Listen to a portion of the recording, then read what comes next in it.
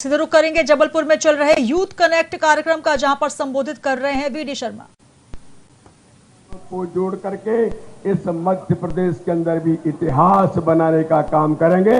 मैं केवल आज के इस अवसर पर हमें सम्मानीय अध्यक्ष जी को सुनना है, इतनी बात कह करके कि माननीय अध्यक्ष जी के साथ आज जो इतनी बड़ी संख्या में नौजवान साथी उपस्थित हुए, आप सबका बहुत जैसे स्वागत है, बहुत बहुत धन्यवाद।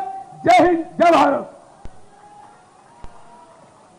धन्यवाद अध्यक्ष जी। यौम में जोश भर देने वाले वक्तव्य के पश्चात हमारे बीच में उपस्थित है। इस राज्य में हमारे तीन मामा हैं, एक चंटिया मामा, दूसरे हमारे सगे मामा और तीसरा अगर कोई हमारा मामा है तो वो शिवराज सिंह चौहान जी है।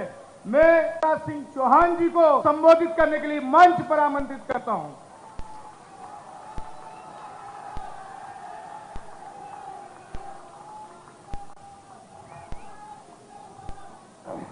बोलिए भारत माता की। अरे युवा बैठे हैं, दिल्ली तक तो आवाज जाए। भारत माता की, महाराणा प्रताप की, रानी दुर्गावती की, प्रधानमंत्री नरेंद्र मोदी जी की, जेपी नड्डा जी की और मेरे भांजे और भांजियों की। अरे भांजों की जय हो गई तो मामा की जय। आज हम सबके सौभाग्य से युवा मोर्चे के इस यूथ कनेक्ट कार्यक्रम को संबोधित करने पधारे।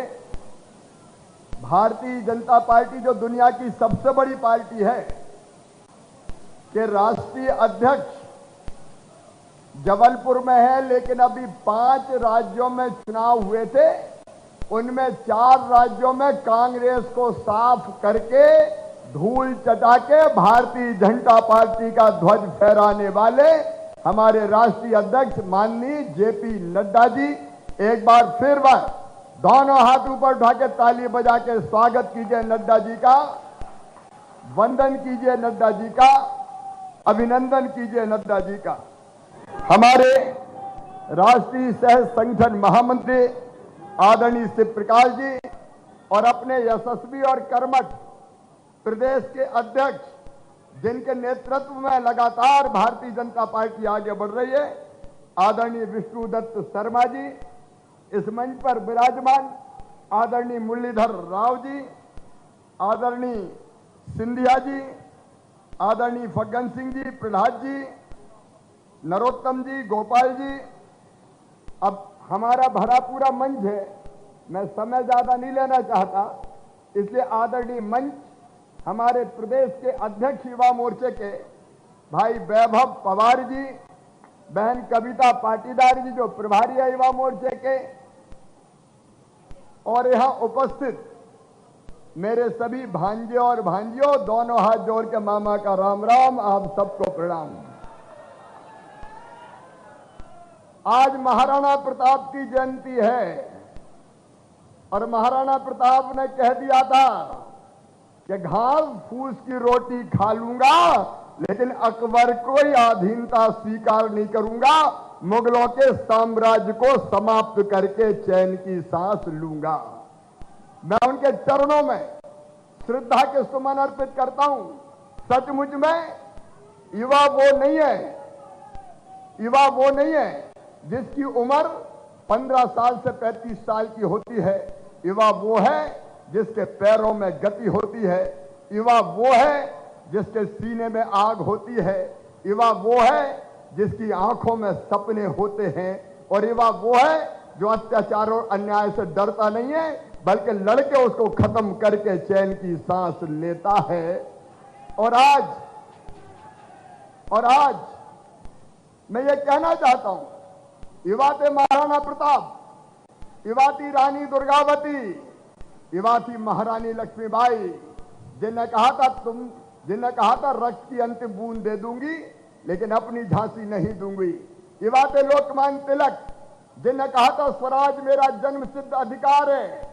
युवा थे नेताजी सुभाष चंद्र बोस, जिन्हें कहा था तुम मुझे खून दो, तुम मुझे खून दो और युवा है नरेंद्र मोदी, जिनने कहा था मैं देश नहीं झुकने दूंगा, मैं देश नहीं झुकने दूंगा।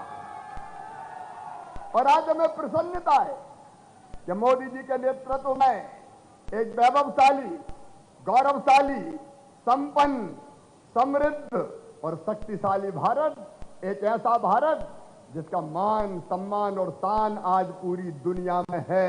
भारत का तिरंगा झंडा आज पूरे शान से लहरा रहा है, तो नरेंद्र मोदी जी के नेतृत्व में लहरा रहा है। बताओ, जब कांग्रेस की सरकार थी, मनमोहन सिंह प्रधानमंत्री थे, भारत की इतनी इज्जत थी क्या दुनिया में? अरे जोर से बताओ, थी क्या?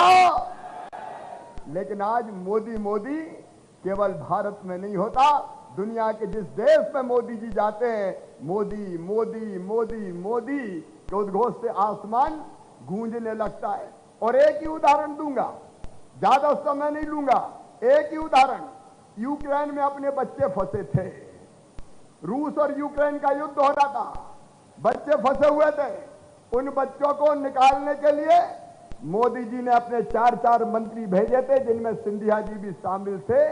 अपने बच्चों को निकालने के लिए रास्ता क्या था हमारा कि तिरंगा झंडा लेके निकल पड़ो, और तिरंगा झंडा लेके हमारे बच्चे आगे बढ़ते थे तो रूस और यूक्रेन दोनों की सेना रास्ता दे देती थी कि ये तो भारत के बच्चे हैं, जाने दो, भारत माता की। ये उदाहरण है सचमुच में। यहां तक कि पाकिस्तान के और बांग्लादेश के बच्चे भी तिरंगा हाथ में लेके सुरक्षित निकल पाए थे। ये सम्मान नरेंद्र मोदी जी के नेतृत्व में देश को मिला है। अब देश में क्या हुआ है, कितनी योजनाएं चल रही है, उन पे मैं नहीं जाऊंगा, लेकिन हमें गर्व है नरेंद्र मोदी जी भारत को विश्व गुरु बनाने की दिशा में आपने कदम उठा दिए हैं। और मोदी जी के नेतृत्व में 21वीं सदी भारत की होगी कि नहीं? आज देखिए, एक तरफ मोदी जी जैसा कर्मठ नेतृत्व, और दूसरी तरफ एक बात और आज बताना चाहूंगा युवा मोर्चे के मेरे नौजवान कार्यकर्ताओं, कांग्रेस और बाकी पार्टियां केवल परिवारवादी पार्टियां हैं। नेहरू जी, उनके बाद इंदिरा जी, उनके बाद राजीव जी, उनके बाद सोनिया जी, उनके बाद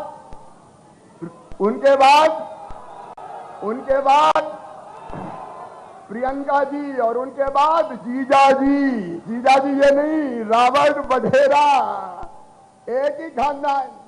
और ये देख लो भारतीय जनता पार्टी, यहाँ आज ये सुमित्रा वाल्मीकि बैठी है, जानते हैं इनको?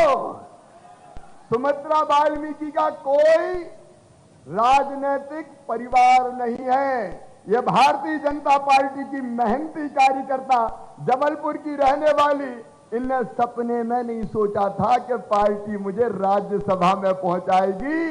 राज्यसभा में पहुंच रही है सुमित्रा वाल्मीकि, ताली बजा के स्वागत करें। ये भारतीय जनता पार्टी, ये बेटी बैठी है कविता पाटीदार, ये पार्टी की महामंत्री थी, दिन और रात काम किया 1.25 साल में, और काम के आधार पर स्थान बनाया पार्टी में। तो पार्टी ने तय किया, कविता ने नहीं मांगा, पार्टी ने तय किया कि राज्यसभा में कविता पाटीदार भी जाएगी, जो युवा मोर्चे की प्रभारी है।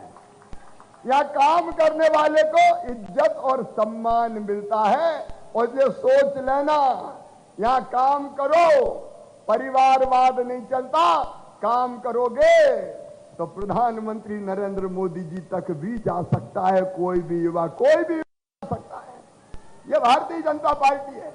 हमारी पार्टी दूसरी पार्टियों से अलग है कि नहीं? अरे है कि नहीं? तो हमें गर्व है, हम इस भारतीय जनता पार्टी के कार्यकर्ता हैं। मैं केवल एक बात और अंत में कहूंगा, युवा मोर्चे के कार्यकर्ता मित्रों, मैं भी युवा मोर्चे से आया हूं। हमने दरियां बिछाई हैं, हमने पोस्टर चिपकाए हैं, हमने अनाउंसमेंट किया है, मेहनत से काम करते रहो। अभी नगर निगम, नगर पालिका, नगर पंचायत के चुनाव और पंचायतों के चुनाव है। उसमें बताओ भारतीय जनता पार्टी को जीतना चाहिए कि नहीं? जोर से बताओ, जीतना चाहिए कि नहीं? तो जिताने के लिए काम करोगे। आप इतना ही काम करना, हितग्राही मूलक जो योजनाएं हैं जिनका लाभ मिल रहा है, प्रधानमंत्री जी की दर्जनों योजनाएं, उन हितग्राहियों को इकट्ठा करो। मैं आज कहना चाहता हूं, आप युवा मोर्चे के मित्र यहां बैठे, आप में से कई पढ़ते होंगे। मुझे गर्व है ये कहते हुए कि यह भारतीय जनता पार्टी की सरकार, जिसने मुख्यमंत्री मेधावी विद्यार्थी योजना बनाई, संबल योजना बनाई, और उस योजना में तय किया कि मेधावी बच्चे अगर हैं और गरीब परिवार से भी आते हैं तो वो चिंता पढ़ाई की ना करें। उनके अगर एडमिशन उनकी प्रतिभा के कारण, उनकी मेहनत के कारण मेडिकल कॉलेज में होगा, इंजीनियरिंग कॉलेज में होगा, आईआईटी में, आईआईएम में होगा, लॉ कॉलेज में होगा, तो फीस चाहे 5, 7, 8 लाख रुपया साल भी हो, उनकी वो फीस उनके मम्मी पापा नहीं भरवाएंगे। कौन भरवाएगा? कौन भरवाएगा? तो ये जाके बच्चों को बताना पड़ेगा। लाखों बच्चों की फीस भरवाने का हम काम कर रहे हैं। रोजगार दिवस महीने में एक बार मनाते हैं हम लोग। रोजगार बड़ी समस्या है, सरकारी नौकरी में भी रोजगार के अवसर हैं, लेकिन प्रधानमंत्री श्रीमान नरेंद्र मोदी जी के आशीर्वाद से उनकी जितनी योजनाएं, प्रधानमंत्री रोजगार सृजन कार्यक्रम, मुद्रा योजना, मुख्यमंत्री उद्यम क्रांति योजना, एक नहीं अनेकों योजना, उसके अंतर्गत महीने में एक बार रोजगार दिवस मनाते हैं। और मेरे मित्रों, मुझे कहते हुए गर्व है, हमने पिछले 3 महीने में 13 लाख बच्चों को रोजगार दिलाया है। अलग अलग योजनाओं में 13 लाख अपना रोजगार। मध्य प्रदेश के बच्चे रोजगार मांगने वाले नहीं, रोजगार देने वाले बना रहे। उन बच्चों से संपर्क करो। लाडली लक्ष्मी बेटियां अब कॉलेज में आ रही है, उनके परिवारों से संपर्क करो। हितग्राही मूलक योजनाओं के जो हितग्राही है उनसे संपर्क करो। यूथ कनेक्ट तो करो ही, हितग्राही कनेक्ट भी करो, तो अपने आप भारतीय जनता पार्टी को भारी मिलेगी। ये काम आज मैं आपके जिम्मे सौंपता हूं। बोलो सब करेंगे? जोर से बताओ, सब करेंगे? गांव गांव जाएंगे, अलग जगाएंगे, जागरण का मंत्र फूकेंगे और भाजपा को जिताएंगे। तो दोनों हाथ ऊपर उठा के, दोनों मुट्ठी बांध के, भारत माता की जय बोल के भारतीय जनता पार्टी को स्थानीय निकाय में भी जिताने का संकल्प लें। उठाइए दोनों हाथ, बांधिए दोनों मुट्ठी और मेरे साथ बोलिए, भारत माता की, महाराणा प्रताप की, रानी दुर्गावती की, मोदी जी की, नड्डा जी की, हर हर नर्मदे। बहुत बहुत धन्यवाद।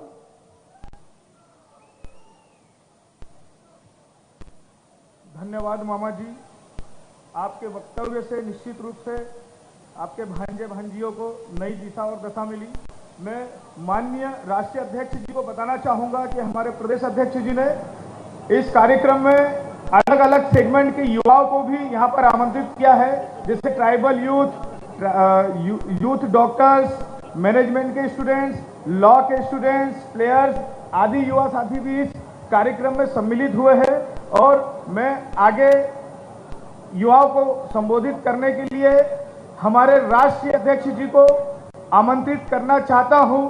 संघर्षों के सायों में असली आजादी पड़ती है, संघर्षों के साए में असली आजादी पलती है। इतिहास उधर मुड़ जाता है जिस ओर जवानी मुड़ती है, जिस ओर जवानी मुड़ती है। आदरणीय अध्यक्ष जी को आमंत्रित करता हूं। जोरदार तालियां बजा करके अध्यक्ष जी का स्वागत करेंगे।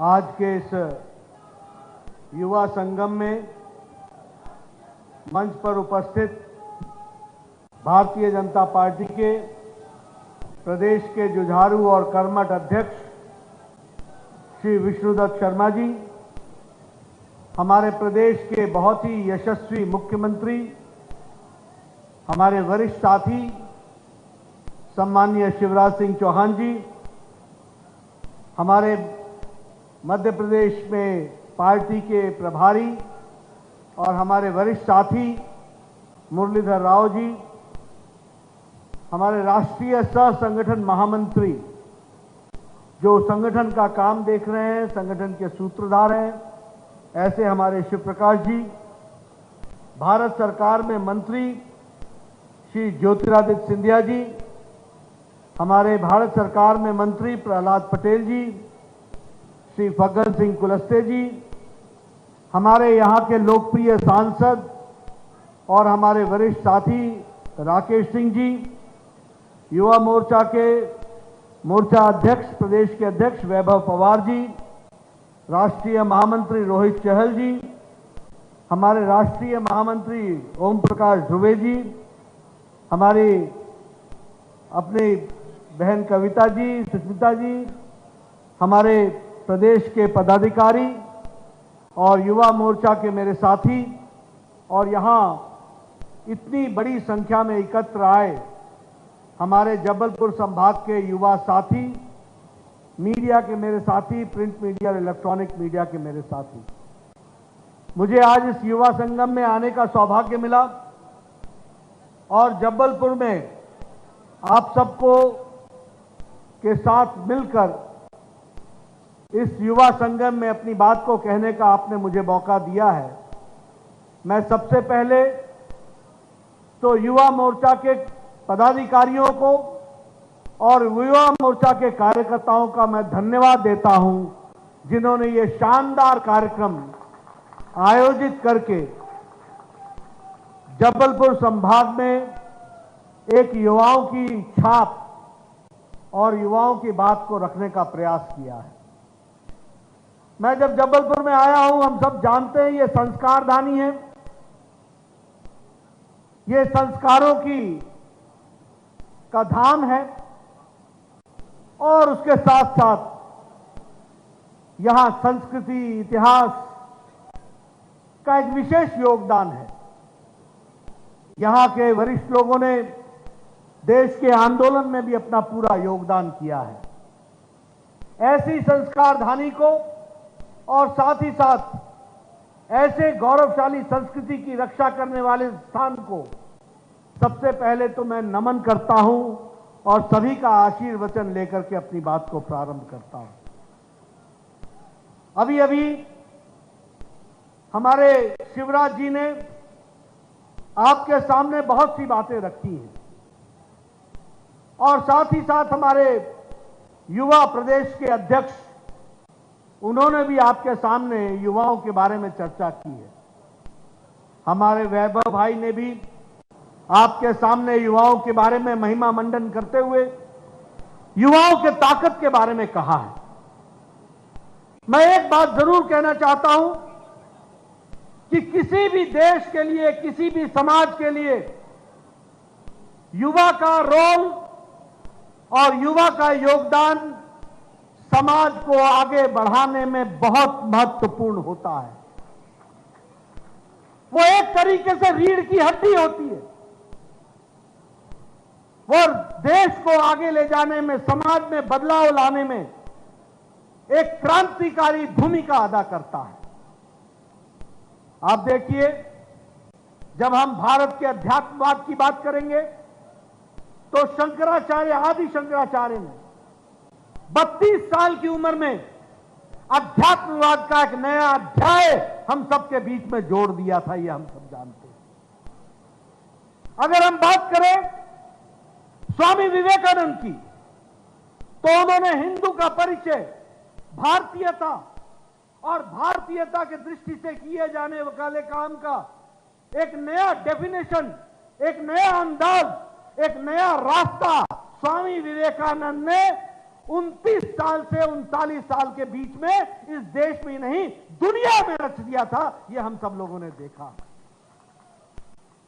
आपने यह भी देखा होगा कि आजादी का आंदोलन महात्मा गांधी ने एक तरीके से 1915 से शुरू किया 1925 में उसको आगे बढ़ाने का प्रयास किया, लेकिन गति तभी आई जब आंदोलन में कहीं सुभाष चंद्र बोस, कहीं शहीद भगत सिंह, कहीं राजगुरु, कहीं सुखदेव, इन सब लोगों ने आजादी की लड़ाई में एक नई जोश और उमंग डालने का काम किया। इस बात को भी हमको याद रखना चाहिए।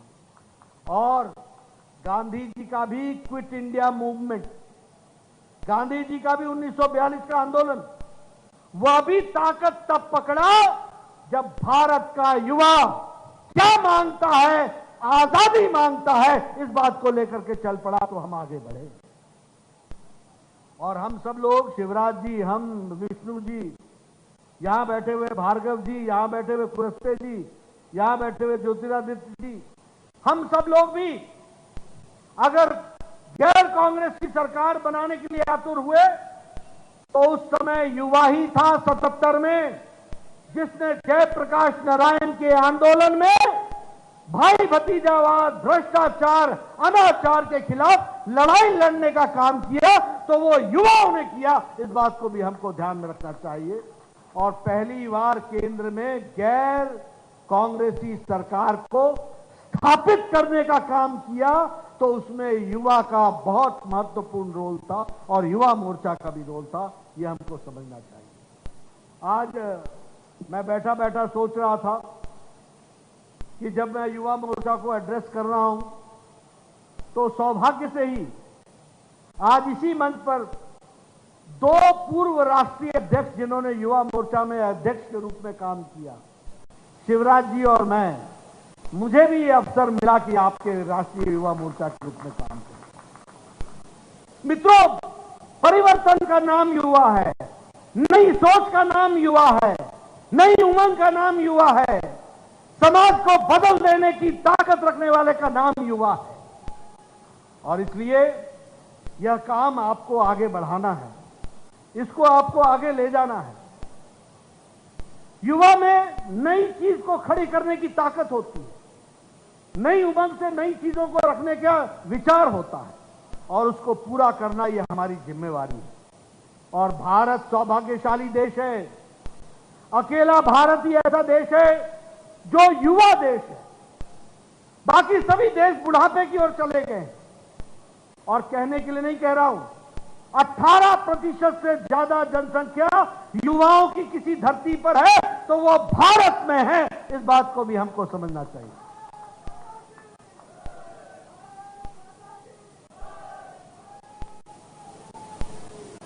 ये युवाओं का देश है।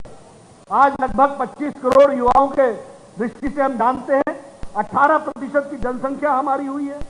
और हम चाइना को, जो दुनिया में पॉपुलेशन में सबसे आगे माना जाता है, उसको भी युवा जनसंख्या में पछाड़ते हुए युवाओं का देश बना है तो भारत बना है। इस बात को हमको ध्यान रखना चाहिए।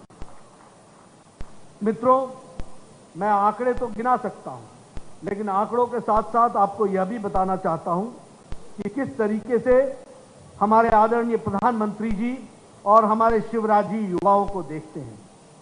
आपको जानकर के खुशी होगी कि स्किल इंडिया मिशन के तहत, ये स्किल इंडिया का मिशन, ये मिशन सिर्फ नारा नहीं है, ये मिशन, स्किल इंडिया मिशन एक प्रतिज्ञा है कि इस देश में 40 करोड़ नौजवानों को स्किल करके हम खड़ा करेंगे और स्किल इंडिया की तरफ बढ़ेंगे।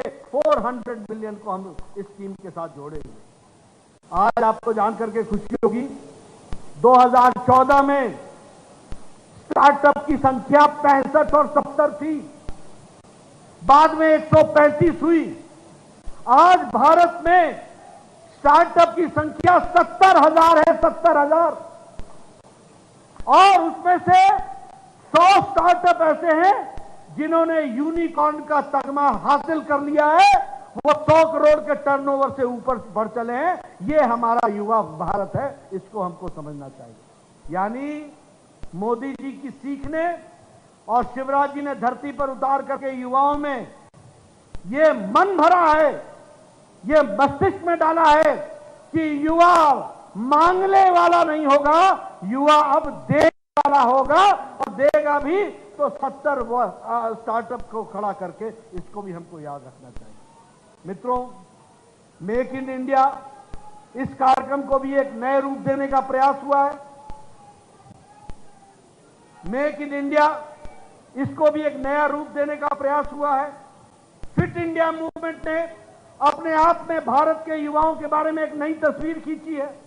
डिजिटल इंडिया की अगर हम बात करें तो डिजिटल इंडिया ने भारत की तस्वीर बदल दी है और उस बदलने में युवाओं का सबसे बड़ा योगदान है। इस बात को हमको समझना चाहिए। मित्रों, ये बात मैं आपको इसलिए कह रहा हूं, आपको कभी यह आभास नहीं होगा कि डिजिटल इंडिया में भारत सिर्फ भारत को ही सर्व नहीं कर रहा है, भारत दुनिया को सर्व कर रहा है और भारत के सारे कार्यक्रम आज डिजिटल इंडिया के कार्यक्रम हो गए हैं और हमारा युवा उसको भी आगे बढ़ा रहा है। इसको भी हमको समझना होगा। मित्रों, अगर हम मध्य प्रदेश की बात करें तो सीएम एंटरप्रेन्योरशिप के तहत जो फाइनेंशियल असिस्टेंस दिया जा रहा है, जो आर्थिक ताकत दी जा रही है, उसको भी हमको याद रखने की जरूरत है। अगर हम उद्यम क्रांति योजना की बात करें, अगर हम युवा स्वाभिमान योजना की बात करें, अगर हम मुख्यमंत्री कौशल संवर्धन योजना की बात करें, ये सारी योजनाएं ऐसी योजनाएं हैं जो मध्य प्रदेश के युवाओं को धरती पर मजबूती देने का काम कर रहा है। और मैं युवा मोर्चा के कार्यकर्ताओं से कहना चाहता हूं कि सिर्फ नारा लगाना तुम्हारा काम नहीं है, कार्यक्रमों को धरती पर उतारना और युवाओं को सशक्त करना, यह युवा मोर्चा का काम है और इस काम को आपको करना होगा। ये इतनी स्कीमें, ये मेक इन इंडिया की स्कीम थी, ये बाकी स्कीमें थी, इसको धरती पर उतारने का काम अगर किसी ने करना है तो वो आज आप सब लोगों को करना है, ऐसा मैं कहना चाहता हूं। अभी अभी हमारे शिवराज जी ने आपके सामने चर्चा की और उन्होंने कहा कि यूक्रेन से 23,000 बच्चों को भारत लेकर के आया। मित्रों, ये सिर्फ 23,000 बच्चों को लाने का मामला नहीं है।